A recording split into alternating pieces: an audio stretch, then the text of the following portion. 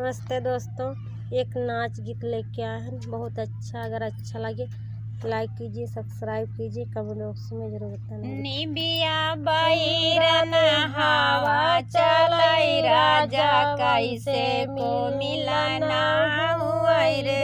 तुहरे मिलन राजा गैलू बाग में, तुहरे मिलन राजा गैलू बाग में। हुआ कोयलिया बोलिया बोलाई राजा कैसे को मिलना हुआ रे।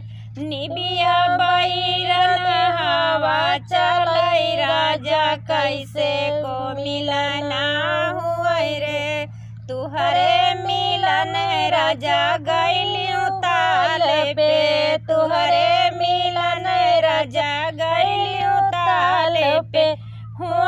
धोबिया कपड़ा धोवई राजा कैसे को मिलना हुआ रे।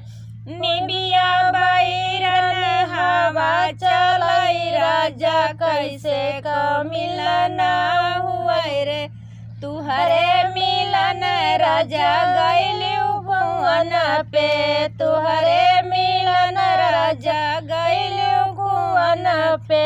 हुआ हुई महरा पनिया भरई राजा कैसे को मिलना हुआ रे। निबिया बैरन हवा चलाई राजा कैसे को मिलना हुआ रे। तुहरे मिलन राजा गैलू सियज पे, तुहरे मिलन राजा गैलू सियज पे।